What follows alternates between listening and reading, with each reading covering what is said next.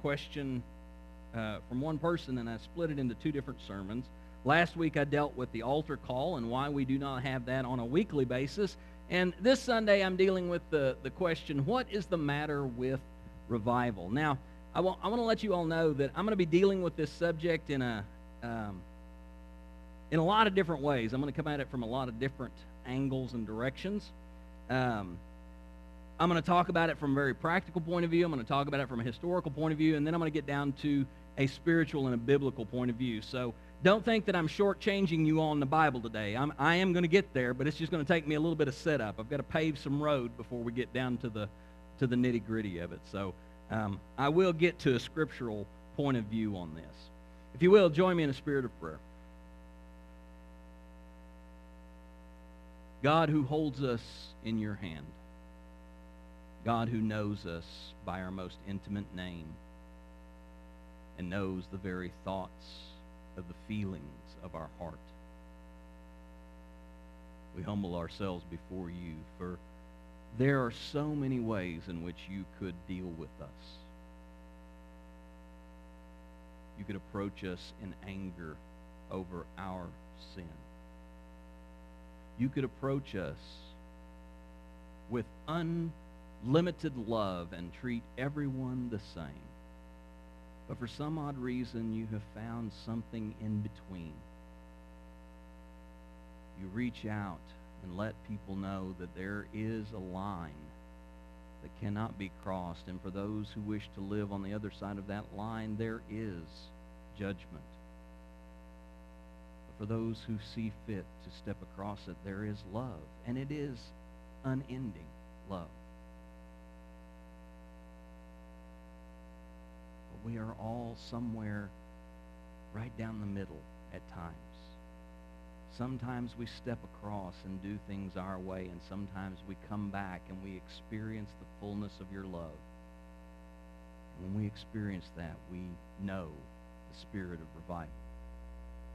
Help us, Almighty God, to extend ourselves closer and closer across that line where we experience your love regularly, more daily. That the spirit of revival grows with us from day to day, that we may truly live fully into your love. In this message, may my words be yours, that I would speak wisdom and truth according to your will and your word. And may our hearts and souls and minds be inflamed with the fire of your Spirit that brings forth a revival of our lives, that we may live in faithfulness and obedience to you, our loving God, every day of our life. Pray these things in your name, Father, Son, and Holy Spirit. Amen. Lise or Nick or somebody, you might want to turn this mic down because I have a feeling it's going to get loud in here. Take that as you will.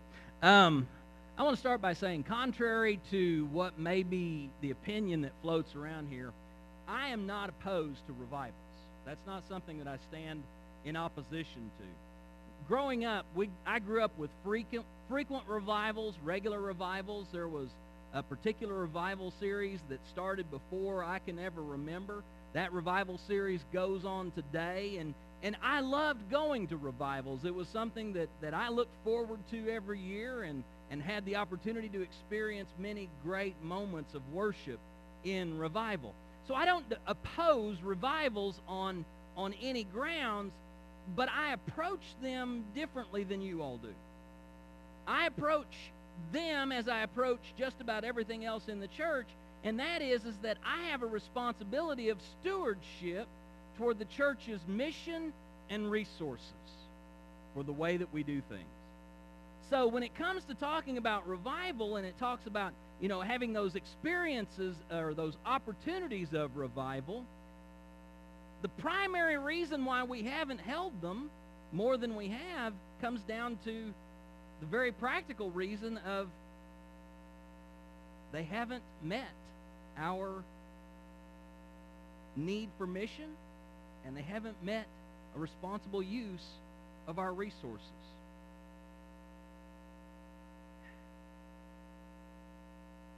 Revivals are expensive, y'all. It's as simple as that. Gospelly, comes out once a year. We have him come for the youth, and we're all energetic about that. We love having gospel come out. The kids love having gospel come out. Gospel loves coming out. Gospel comes out for one evening, and he gives of himself, and he really throws himself into it. That one event for one night costs us anywhere from $750 to $1,000. A revival lasts 3 nights. So you can triple that. Not only that, when we start talking about revivals, we're talking about bringing evangelists in. We normally talk about having some kind of youth activity so that we can engage youth, maybe even a children's activity so that we can engage children. We talk about having child care so that we can make sure that the kids are taken care of if they come in. Sometimes we talk about having guest musicians come in to bring in special music. We want to see that all of these people receive an honorarium. And guess what? Those expenses add up very quickly. And those expenses have gone up. The expectation of how we give has gone up over the years. The offering side of that we take up during a revival does not meet how much we spend.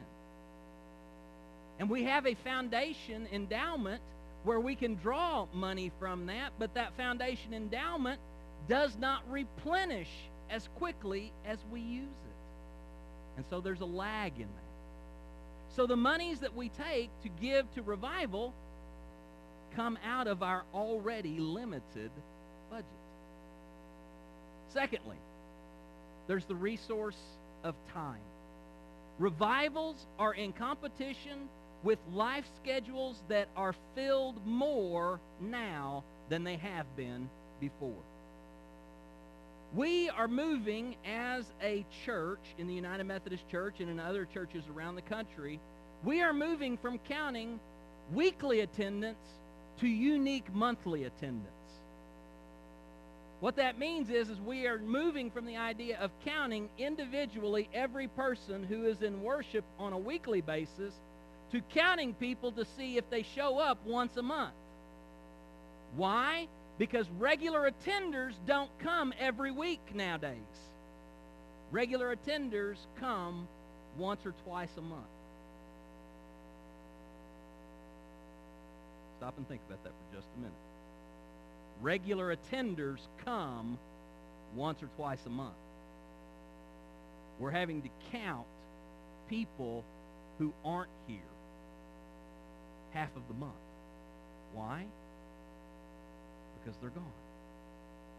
But they still see themselves as regular attenders. Vacation Bible School. How long does Vacation Bible School go? Used to go 5 nights a week. Now we're down to 2 or 3. Some places are doing consecutive Sundays where they don't even meet for a whole week. They just meet on Sundays. Why? Because children who have no responsibility at all in life during the summer are too busy to be here every night.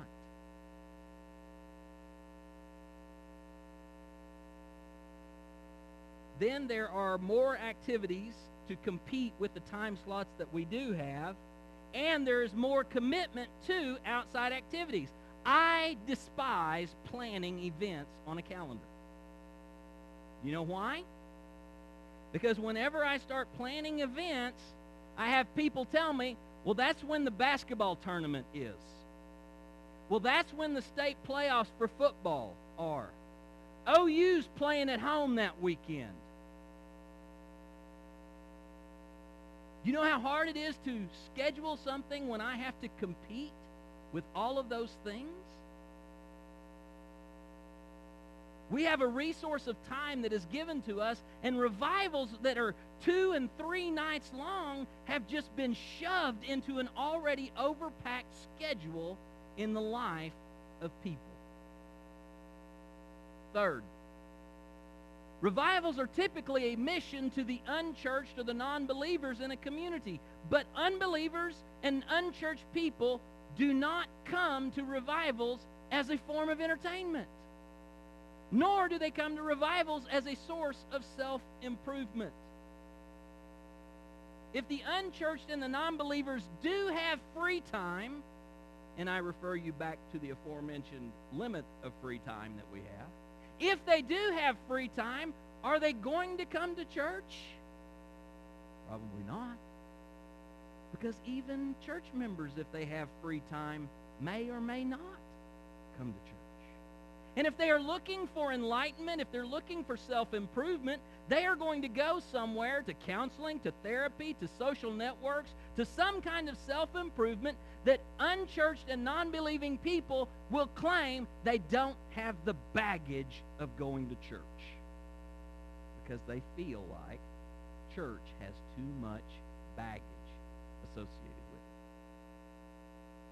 Finally, there's a mission to worship whenever we gather for revival, but when you stop and you consider our order of worships on Sunday morning, they look just like our orders of worship during revival. We sing the same songs. The preaching has become more dynamic over the generations. The worship service, we've kind of gotten away from the more, solid... How many of y'all are wearing jeans right now? Would you have done that 30 years ago? Ladies had to have a hat on. Our Sunday morning worship services look just like our revival services, don't they? There's no difference between a Sunday morning service and a revival service, except for the altar call, and I refer you back to last week's message. If you don't remember last week's message, come talk to me. I'll share with you. So, what's the matter with revival? That was the question. I'll tell you what the matter with revival is. They are the victim of the same ills that plague Sunday morning worship and weekly church involvement. Money, time, the unchurched don't want to be bothered with it, and everything's done the same way. That's the matter with them. They're not unique enough. They don't stand out enough to spend the time and the money to accomplish them. But they still matter. Revivals still matter in the grand scheme of things. Why do they matter? Well, I'm going to take you back through history. I'm going to give you a real quick rundown of the last 300 years. Because in the grand scheme of things, the revivals that we're all familiar with, we don't find anything like them more than 300 years ago. So, real quickly, the First Great Awakening from 1730 to 1750, we saw a burst of religious fervor in the Isles, in the British Isles, Great Britain, and also in the American colonies. People began to have this passionate religious awakening. In particular, a group of people called the Methodists began to have these renewal movement experiences, and they began to have these society meetings and these outdoor preaching events where people experienced dynamic preaching, and they sang these songs in new ways, and they began to have this real deep personal conviction and transformation. Then, from 1790 to 1840, the Second Great Awakening happens within the United States. And during that time period, something happened called camp meetings. Camp meetings were these large events where people would get together and they would go out to a place in the country and they would pitch tents and they would stay out there for days and they would sing songs and they would hear preaching and they would experience Christian development and growth in dynamic ways. Then, from 1870 to 1930, the Third Great Awakening happens within the United States. Here we see things like prayer meetings being introduced into businessmen's worlds. We also begin to see something called the Holiness Movement and the Pentecostal movement develop during that time period, where things really got dynamic. In fact, a lot of our revival songs that we sing came out of this period, from 1870 to 1930, 1940. A lot of those songs that we sing as revival songs, that's the period that they grew out of. These religious experiences that were really dynamic and energetic and began to look a lot more like the revivals we know. The camp meeting happened somewhere out in the country. This period brought the revivals into the town churches. People would gather for multiple nights in a church, and they would gather for worship, for preaching, and we experienced religious revival. Now we get up into the 1900s. About the 1950s, these things called crusades began to happen. A couple of individuals are really famous for gathering thousands of people in stadiums and arenas. Maybe you've heard of them. Billy Graham, Oral Roberts. They had these huge dynamic events that would go on. Sometimes one of Billy Graham's went on for months, where every night they would gather and thousands of people would show up. These crusades began to crop out into the 1950s, and we see them spread across the countryside. But then in the 1970s, things got smaller. Within the United Methodist Church, something called the Lay Witness Mission. Any of y'all ever involved in a Lay Witness Mission? I see a few hands. Y'all were surprised I knew anything about that, weren't you? Lay Witness Missions happened, where lay people would go around to different churches, and they would sit down and they would communicate the gospel on a more personal level with people.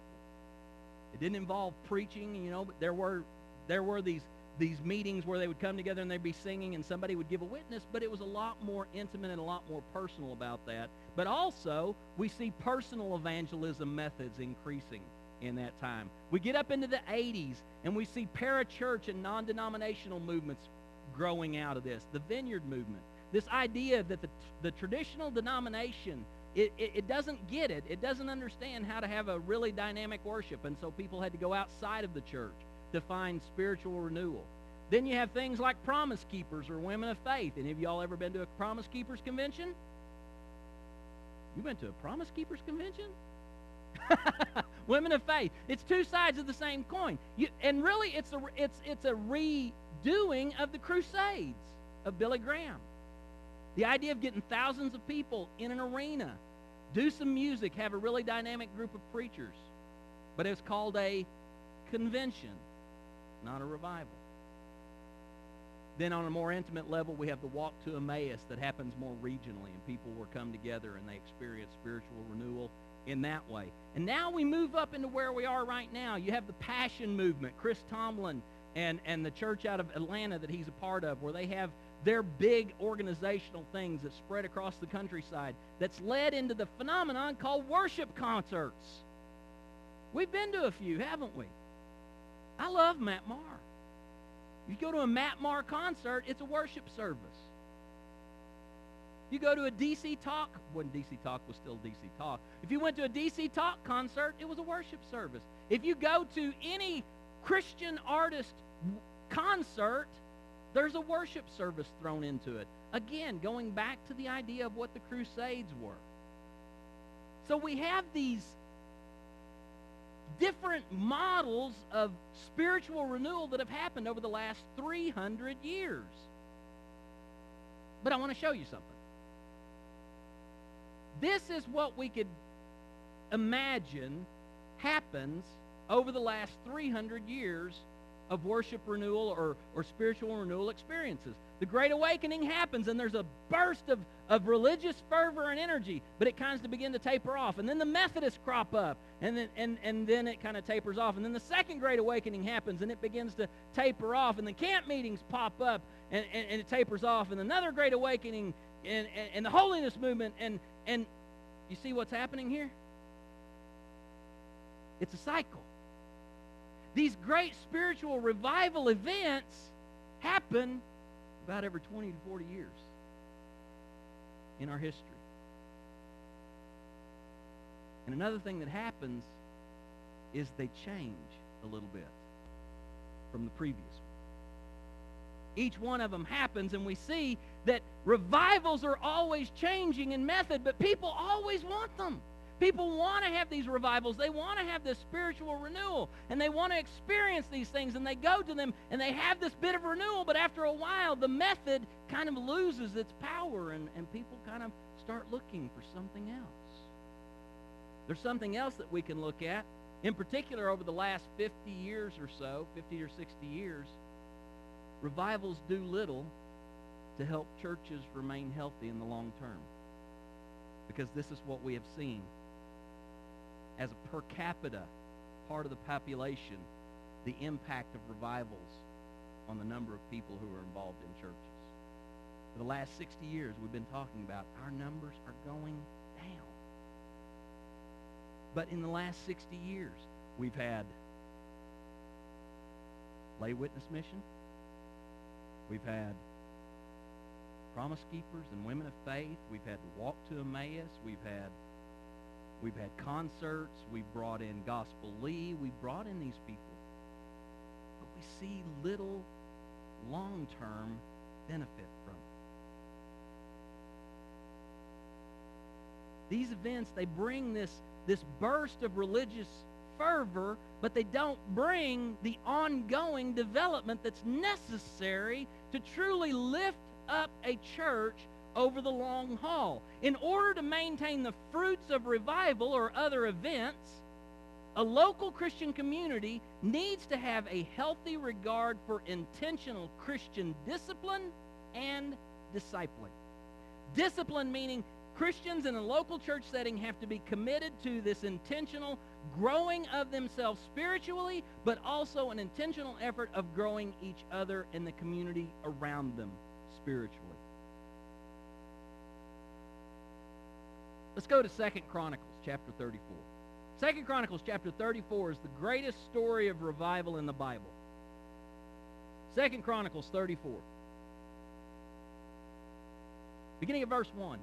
Josiah was 8 years old when he began to reign, and he reigned 31 years in Jerusalem.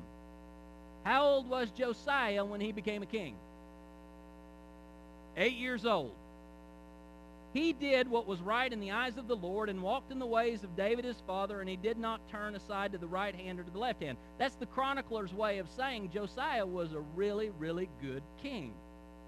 Verse 3. In the 8th year of his reign, while he was yet a boy, so how old is he? 16. When he's 16 years old, Josiah began to seek the God of David his father, and in the 12th year, how old was he? 20. When he was 20 years old, he began to purge Judah and Jerusalem of the high places, the Asherim, and the carved and the metal images. So here's Josiah. He's 8 years old. He becomes the king. When he's 16, he has a religious experience. I mean, he is on fire for God. He is so on fire for God that over the next 4 years, he begins to go through the countryside and says, look, if we're going to worship one God, we're going to worship this one God. We're going to get rid of all of the other idols. We're going to get rid of all of the other worship settings. We're going to have one God that we worship and one way that we worship that God. Sounds pretty good, doesn't it? Right? Now, this is when he's 20 years old. Keep going. Verse 14. No, let's do this. Verse 8. Now, in the 18th year of his reign, how old is he now? 26. In the 18th year of his reign, when he had cleansed the land and the house, he sent Shaphan the son of Azaliah and Maaseiah the governor of the city, and Joah the son of Jehoahaz, a recorder, to repair the house of the Lord his God. And so he gave him some money. We go down to verse 14. While they were bringing out the money that had been brought into the house of the Lord, Hilkiah, let me catch up with myself here. Hilkiah, the priest, found the book of the law of the Lord had given through Moses. Hilkiah answered and said to the secretary, I found the book of the law in the house of the Lord. Hilkiah gave the book to the secretary. The secretary brought the book to the king, and then further reported that everything's been done as you wanted. Verse 19, when the king heard the words of the law, he tore his clothes. Why? Verse 21.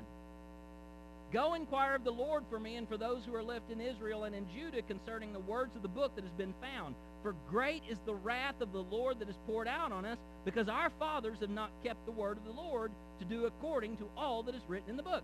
So, Josiah, he has this great spiritual event happen when he's 16 years old. By the time he's 20, he's going through the land. He's tearing down all of the other idols and all the other worship spots. Then when he's 26 years old, the book of the law is discovered, and they bring it to him, and when he hears what the book of the law, he says, is like, oh my God, so much we've not done for you. We need to do more. And so Josiah has a revival. His spirit is inflamed with what he needs to do to get right with God. But more importantly than that, because he's the king, he can now make this national reform. So we go down to Verse 14 through 21. Well, that was 14 through 21. Let me find where I am. I want verse. There we go. Verse 29.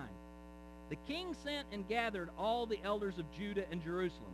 The king went up to the house of the Lord with all the men of Judah and the inhabitants of Jerusalem and the priests and the Levites and all the people, both great and small.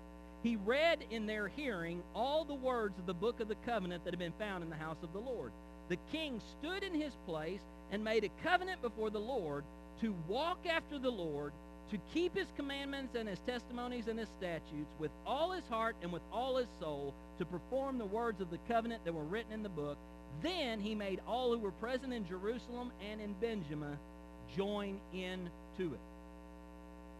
The king stands up and he reads the law, and then he says, I am going to keep this covenant. I'm going to follow the Lord. I'm going to do what he says with all my heart and with all my soul, and I'm going to obey the covenant that God has given me. And this great revival sweeps through the land because Josiah experienced this religious experience of God. Without going into the intentional effort of those right there, following the Lord with all heart, with all soul, and obeying the words of the covenant, revivals are meaningless.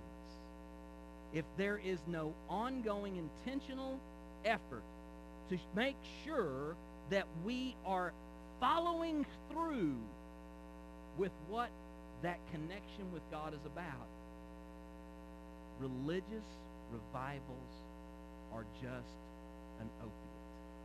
Now, Karl Marx is very famous for saying religion is the opiate of the masses, and I'm not going there. I want you to think about where we are right now in our country with the opiate crisis. Y'all know what opiates are? Pain meds. Why do we take pain meds? To get rid of the pain, to feel better, right? We take those medicines to feel better. How long do they last? If you're in real pain, not very long. So you have to take another one. You have to take another one so that you can feel good again. After a while, what happens when you take those things long enough? You get dependent upon them. They also lose their efficacy, their ability to produce the result that you want. They don't get rid of as much pain, so you got to take more. We got to get a stronger prescription. Maybe we got to get a different pain med to go with that one so that we can feel better. And it goes on and on and on like that. When I said that revivals become an opiate if there's no ongoing intentional effort to be disciplined and to disciple one another, revivals just become this thing that we go to feel better. We feel good about the music. We feel good about the preaching. We feel good about the spirit that's in the room. But after a while, the feeling goes away. So what are we going to do? We got to have another revival so we can get the feeling back. And so we have another revival and we feel good for a little while. But after time, how long do we feel good?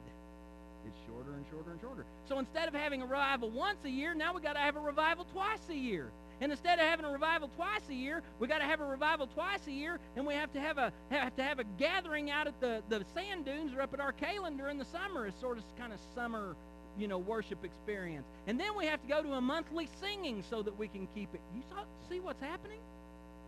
We're popping the pills faster because they're not lasting as long to feel as good.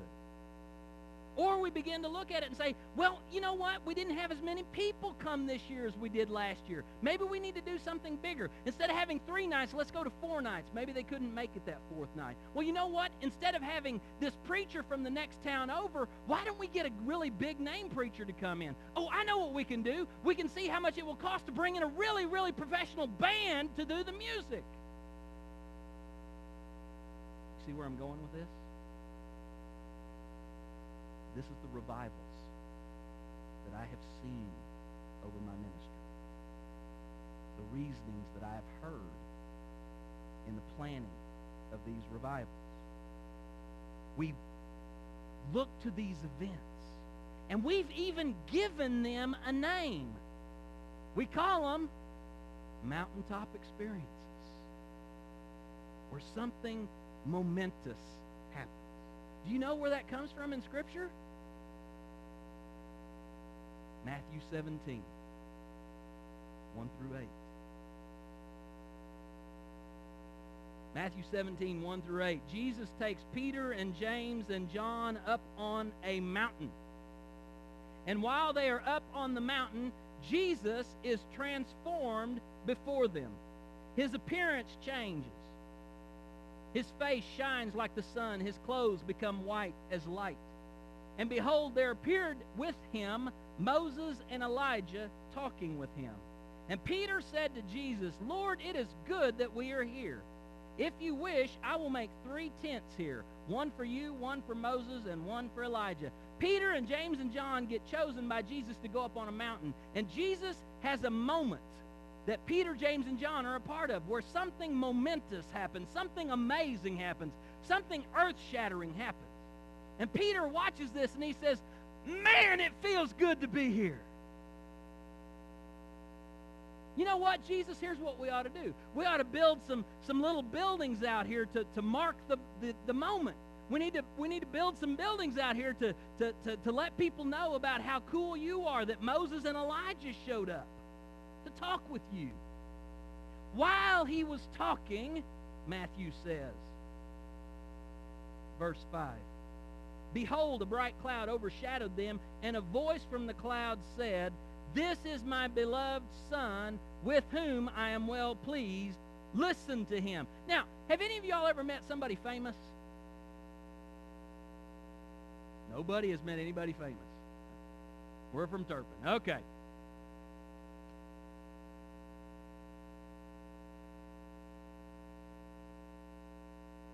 I want you to imagine for a moment you're talking to somebody famous, somebody well regarded, somebody who's recognized by millions of people for what they do. And you're sitting there talking to them, really having a great conversation. And then all of a sudden, somebody who is even greater than that person shows up, slaps them on the back and says, looks at you and says, you know what? This person right here, I regard them as probably even greater than you can imagine. They are even better than you can think about. They do so much more than you know about. You really ought to take the time to hear what they are saying. What happens to you in that moment after hearing somebody greater than the person you thought was the greater person, and you find out they're greater than you thought they were? Your esteem kind of goes up. Man, wow, I'm really going to pay attention here. So while Peter was talking, God shows up and says, this is my Son. Listen to him. Did you notice that we don't know what Moses, Elijah, and Jesus talked about? I think part of the reason was because Peter was so amped up over seeing them, he didn't listen to them. Because what's the last thing God said? Listen to him. And how did they respond? It says that they fell down on their face, terrified. Peter said, it is good for us to be here, but when God shows up, they got scared out of their britches. They fell down on their face when God showed up. And then everything goes silent. And Jesus came and he touched them, saying, rise and have no fear. And when they lifted up their eyes, they saw no one but Jesus only. Revivals are not a silver bullet of evangelism. Because they are great events does not mean that they are totally effective in doing what we think they're going to do. Bringing people to church is no longer the biggest offer of activity in our town. When I pulled up this morning, I do what I do every Sunday morning. I count empty parking spaces. I had my choice in the front row. Revivals are not going to bring people in.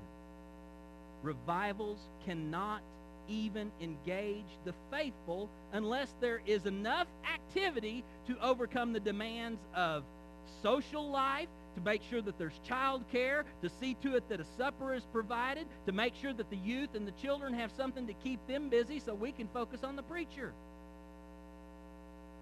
We get so caught up in all of the little things that by the time we plan a revival, it doesn't look like a revival anymore. But the true power of evangelism, the true power of making a difference in people's lives, comes in what happened at the end of that story. It came through Jesus alone. When Peter looks up, it is the voice of Jesus putting a hand on his shoulder and saying, "It's okay. It's all good. Come on, let's go." It's Jesus only that matters from that point on. When does Moses show up in the New Testament again? Never. When does Elijah show up in the New Testament again? Never. And the next time God speaks about Jesus, it's when he's on the cross with shattering and darkening the sea. It is Jesus alone that matters in these experiences. And I want to tell you something. Introducing people to Jesus is the work of evangelism.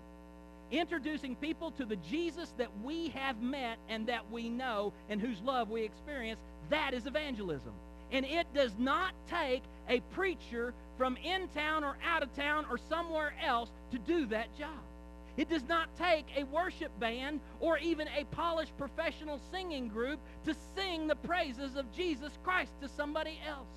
It does not take all of the trappings that we have to go to make a revival happen, to let people know that God has loved them so much that Jesus Christ came to be here for them, died for their sin, was raised so that they could live eternally, and now waits for them to walk into that life that he's offered.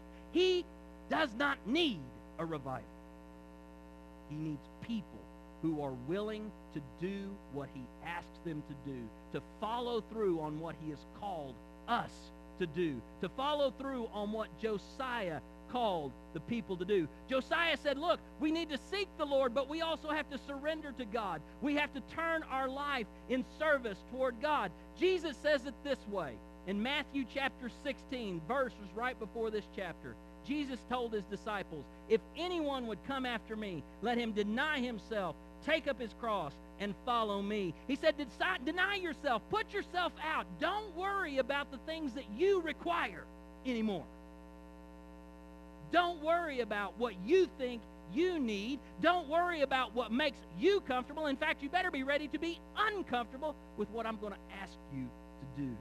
Take up your cross.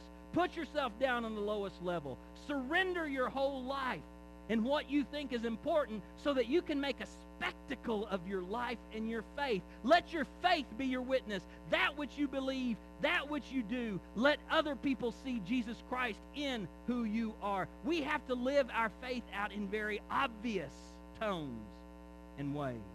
And finally, follow me. Put yourself to use. Do what Christ would do. We have to serve how Christ would serve, and we have to serve who Christ would serve. And I'll make one final comment on this. Jesus never held a revival. Jesus met people in their communities. Jesus met people in their homes. Jesus met people in the marketplace. He would try to meet people at the church, but he'd get the preacher so mad they'd throw him out. And he'd meet people on the steps of the church. He would heal them. He would share with them. He would eat with all kinds of people. And while he was healing and while he was sharing and while he was eating, he pointed out, you know what? Life is hard.